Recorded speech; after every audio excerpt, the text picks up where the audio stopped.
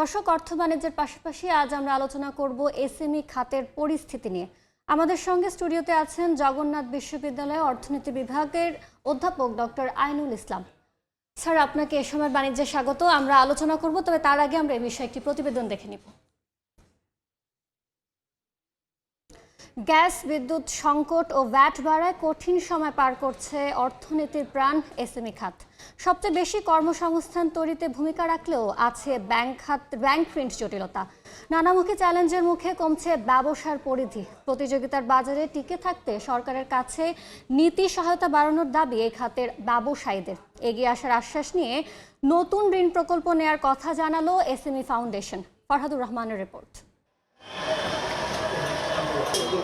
বড় শিল্পের চেয়ে উৎপাদন প্রক্রিয়া ও পণ্য উৎপাদনের ক্ষেত্রে তুলনামূলক কম বিনিয়োগ প্রয়োজন হয় এসএমই খাতে। তারপরও উদ্ভাবন ও বিপণন কৌশলে বরাবরই যে কোনো দেশের অর্থনীতির শক্তিশালী ভিত হিসাবে বিবেচনা করা হয় এই খাতকে।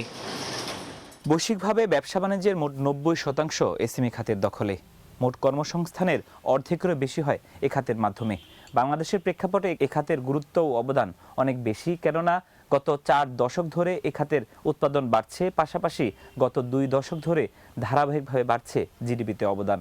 কেন্দ্রীয় ব্যাংকের গবেষণা প্রতিবেদন বলছে 1978 থেকে 2020-42 বছরের ব্যবধানে এ খাতের উৎপাদন বেড়েছে প্রায় 9 গুণ। এসএমই ফাউন্ডেশন বলছে জিডিপিতে কুটির, মাইক্রো, ক্ষুদ্র ও মাঝারি খাতের অবদান 32%।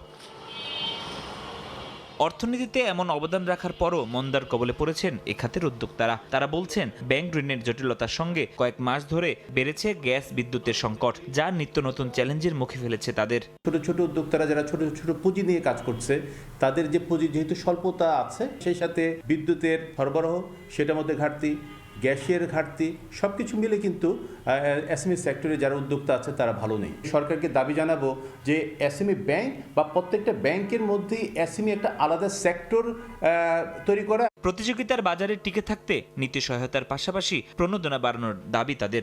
গভর্নমেন্ট থেকে আমরা একটা ইনসেন্টিভ পেতাম 10% বা 20% পেতাম, সেই জায়গাটা কমে গভর্নমেন্ট এখন 6% এটা নিয়ে আসছে। কম্পিটিশনের জায়গাটায় ওই ইনসেন্টিভটা আমাদেরকে একটা সাপোর্ট দিত, সেটা কমে যাওয়ার কারণে আমাদের একটু স্ট্রেংথ কমে গেছে।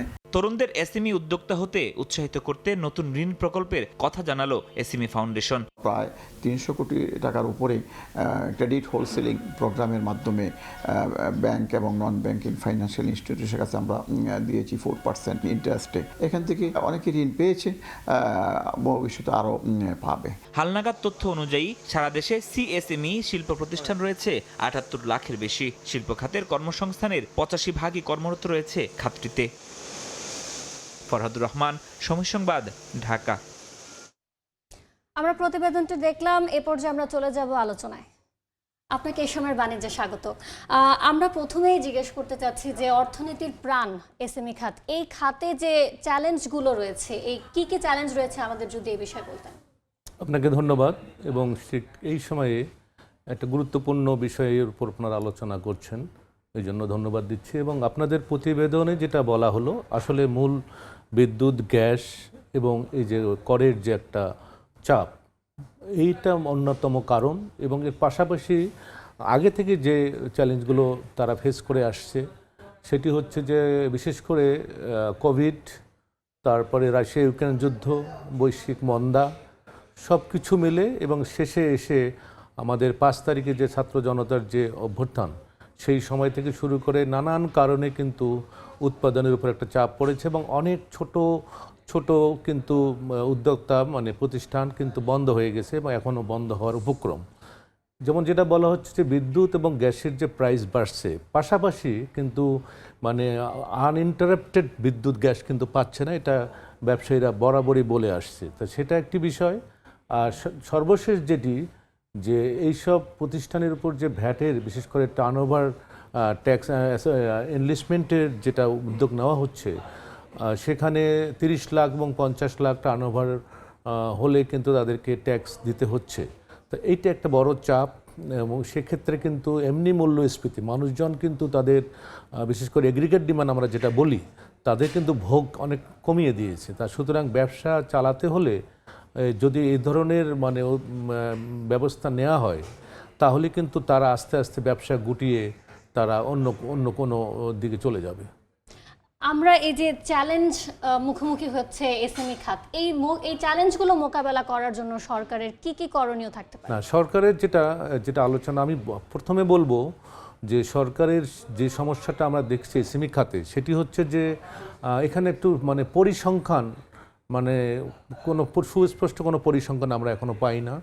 2012 সালে সম্ভবত বিবিএস একটা করেছে, তারপরে কোনো পরিসংখ্যান নেই। সেটাও কিন্তু যেভাবে আলাদাভাবে গুরুত্ব দিয়ে করা সেটা কিন্তু করেনি, এটা গ্রস তারা একটা পরিসংখ্যান সার্ভে করেছে, সেই জায়গায় একটা বিষয় আছে। আরেকটি বিষয় হচ্ছে যে এই খাতকে আলাদাভাবে দেখতে হবে, কারণ আমি আগেও বলেছি যে এই এসএমই খাতে অনেক অর্থনীতি, অনেক দেশের অর্থনীতি, জাপানের কথা যদি বলি আমি, তাদের ইকোনমিক অ্যাক্টিভিটিস জিডিপির 93% আসে এই এসএমই থেকে, এবং চায়নার আছে 70 থেকে 75%, এবং ইন্ডিয়াও কিন্তু অনেক বেশি। আমাদের এখানে বলা হয় কখনো 25%, আবার কর্মসংস্থান কিন্তু গ্লোবালি 50%। সেখানে আমরা কিন্তু একদিক থেকে পিছিয়ে আছি। এটা হতে পারে কোনো পরিসংখ্যান আমাদের কাছে সেভাবে নাই, এটা একটা হতে পারে।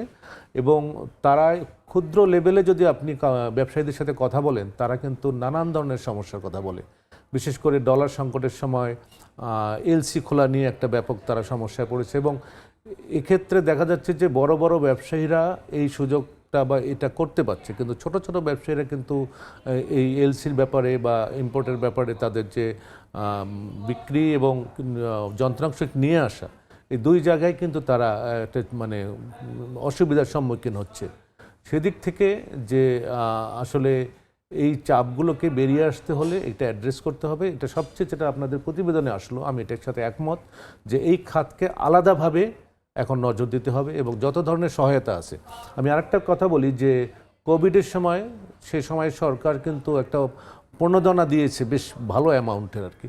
সেই প্রণোদনাগুলো কিন্তু বড় বড় ব্যবসায়ীরা, বড় বড় শিল্প প্রতিষ্ঠান পেয়েছে, এবং এনারা কিন্তু পায়নি, বা পেলেও সেটা একটা স্যার, আপনি যেমনটা বলছিলেন বড় বড় ব্যবসায়ীরা সহজে ঋণ পাচ্ছে, কিন্তু সেই তুলনায় ক্ষুদ্র ব্যবসায়ী যারা তারা সহজে ঋণ পাচ্ছে না, এটা একটা সমস্যা। তো এই ক্ষেত্রে আমাদের এটা উতরে যাওয়ার উপায়টা কি? উতরে যাওয়ার উপায় যে আসলে এই সহায়তা আছে, ঋণের ব্যবস্থা আছে, কিন্তু এটা যে ছোট ছোট ব্যবসায়ীরা, প্রতিষ্ঠানের মালিকরা যে এটা যোগাযোগ করবে, এটা একটা অ্যাওয়ারনেসের অভাব আছে।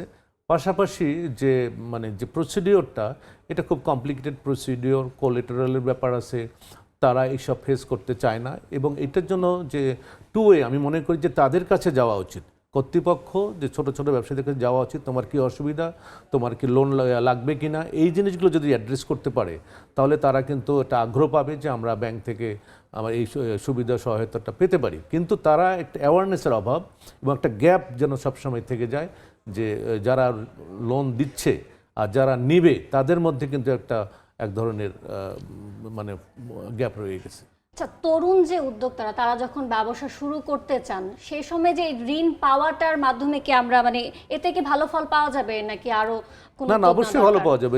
যে স্টার্ট আপ যে এখন আজকাল অনেক তরুণ কিন্তু অনেক মেধাবী, তারা কিন্তু নতুন নতুন প্রজেক্ট নিয়ে আসছে, তাদের জন্য কিন্তু আসলে স্পেশাল মানে সেল করা দরকার। এবং কিছু কিছু আমরা দেখি গণমাধ্যমে যে খুব ভালো করছে তারা, তাদেরকে লোনও তারা পাচ্ছে, কিন্তু সেগুলো আরও মানে এগিয়ে আসার জন্য তরুণদেরকে উদ্বুদ্ধ করা উচিত এবং বলা উচিত যে তোমাদের জন্য সব ধরনের সুযোগ সুবিধা আমাদের কাছে অ্যাভেলেবেল আছে। এটা বললে আমরা কয়েকদিন আগে 9 জানুয়ারি যেরকম দেখলাম 100-র বেশি পণ্য ও সেবার ক্ষেত্রে হচ্ছে হঠাৎ করে ভ্যাট বাড়ানো হয়েছে। এই ক্ষেত্রে আমাদের এসএমই খাতে কি আবার চ্যালেঞ্জের মুখোমুখি হবে কিনা, কেমন চ্যালেঞ্জ ফেলবে? অবশ্যই চ্যালেঞ্জের মুখোমুখি হবে, কারণ হচ্ছে যে তাদের দুই দিক থেকে, একটা হলো এমনি মূল্যস্ফীতি, এবং ভোক্তারা কিন্তু এখন বাজারে যাচ্ছে কম, জিনিসপত্র কিনছে কম, তাহলে একটা চাহিদা কমে যাবে।